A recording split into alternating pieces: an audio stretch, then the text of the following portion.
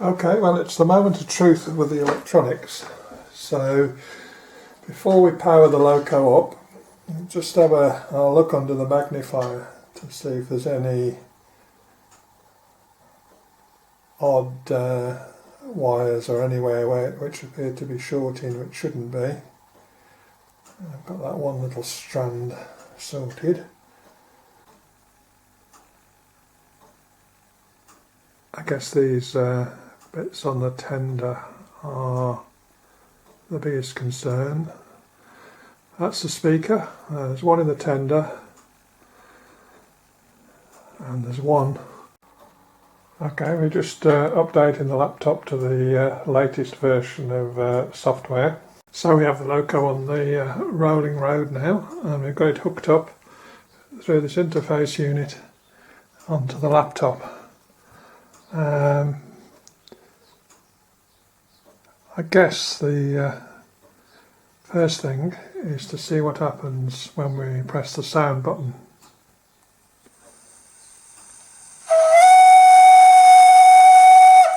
That's the whistle. We'll gently move it forward or reverse.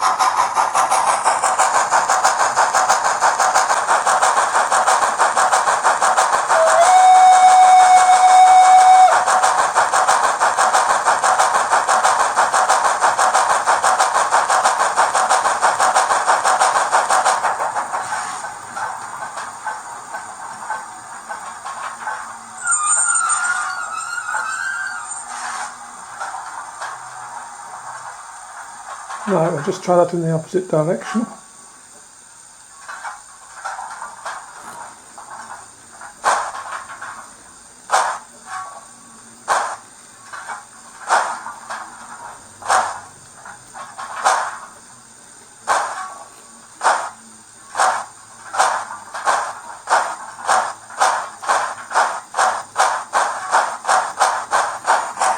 Sound the whistle.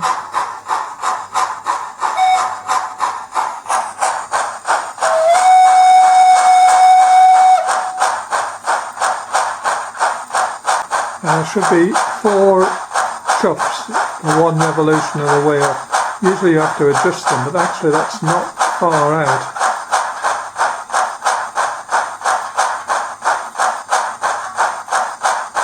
Try increasing the speed.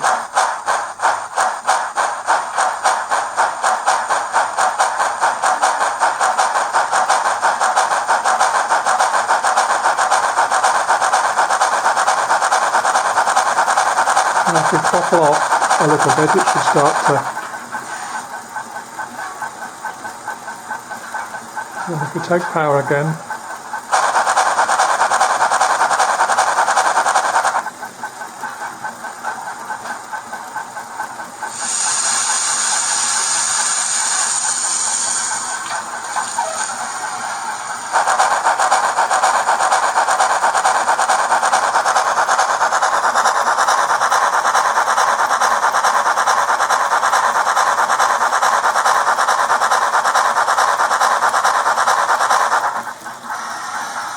and if we come to a stop, we should get a squeal of the brakes going on.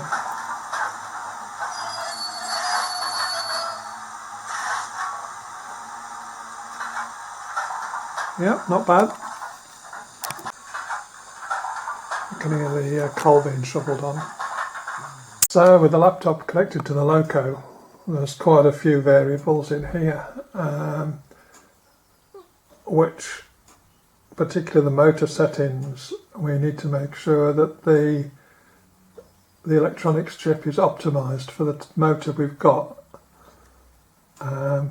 Also, at the moment, the firebox glow isn't working, but that might be a mapping issue. Now, I'll have a play with that, see how we get on. So here we have the various functions and how they're mapped. So we have everything encoded in now.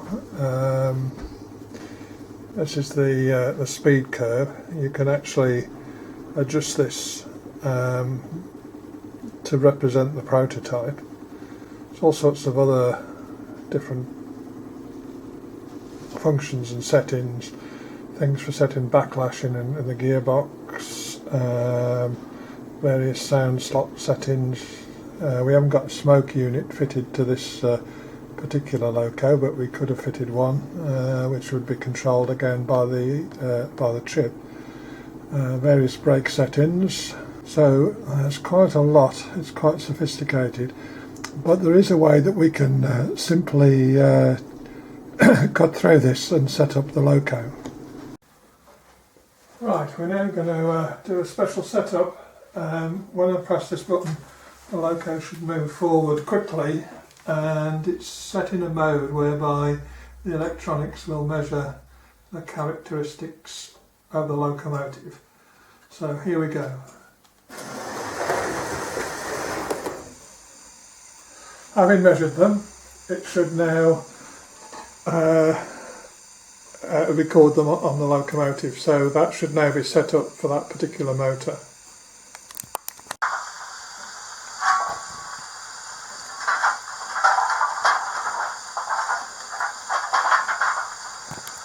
Okay, we've mapped that now, and we've got firebox glow as soon as you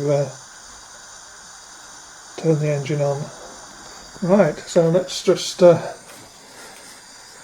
try that up to a reasonably high speed and see how we get on.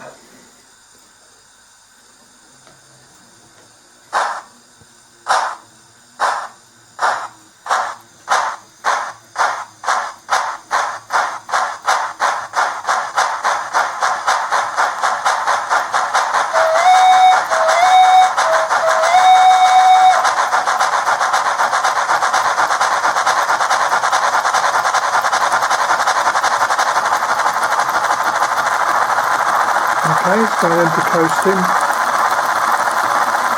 And that will shut off when it takes to stop.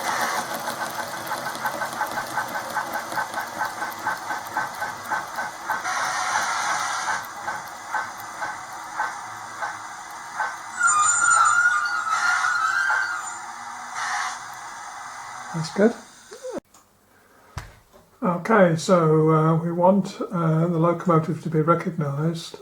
Its default number is 3, so it's going to be numbered 46421. So I put the last two numbers in, 21, and I write those to the decoder. That's it. I'll just read it again just to make sure. Yep. Yeah, that's fine. So the loco will now answer to the number 21, which is the last two digits. Okay, so if we put number 21 in there now, that should give us control of the loco.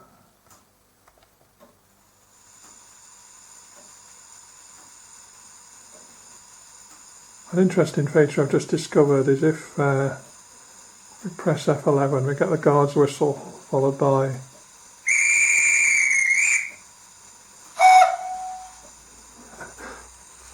the driver acknowledging with a blow of the whistle. Try that one again.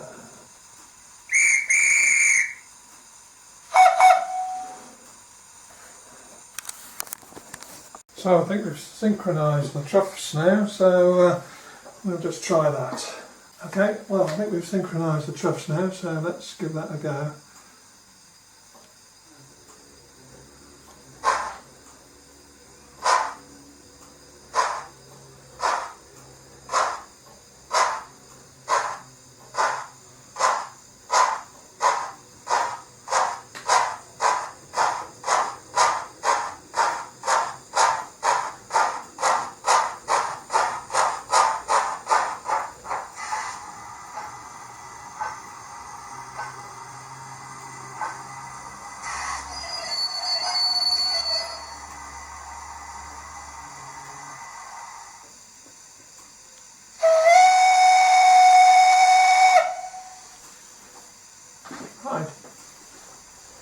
Okay, there's still quite a lot to do to the locomotive. It's got to have its numbers and lining, windows and one or two other decorative details, but I think it's now running okay.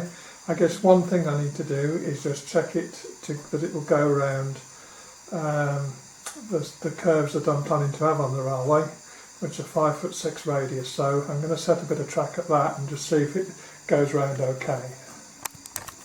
Okay, well that bend is 5'6" radius, so let's just try it round there. The locomotive, it's got inertia built in, so it's slow accelerating. In fact, actually it could be with the inertia turning down just a little bit.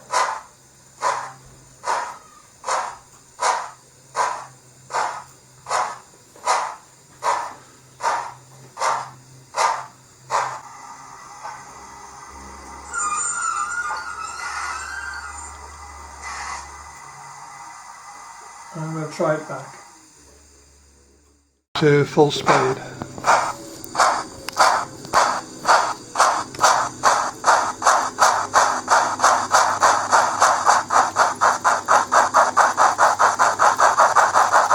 set the full speed at about 55 miles an hour, which is about right for this facility.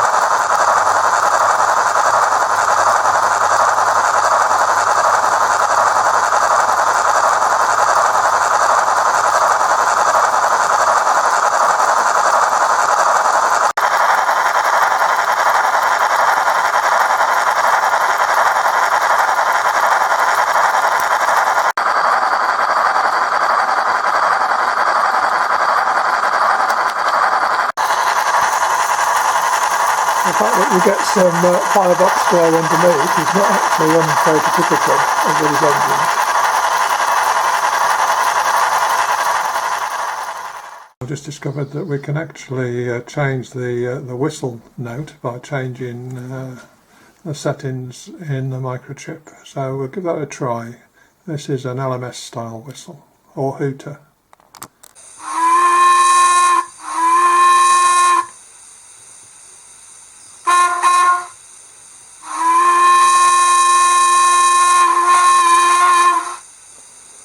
I'm not sure about that, but that's the alternative whistle.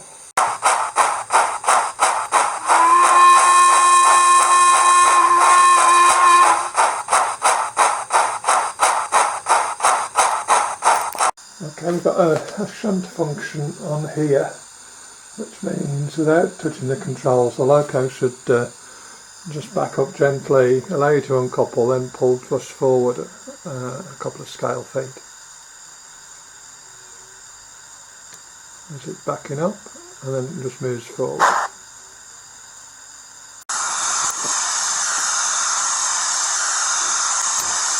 We have a large buffering capacitor in the tender, which is to allow it to go over any dirty track, etc. without causing a problem. So if I disconnect one of these clips, for a short while you'll still hear that the locomotive is powered up.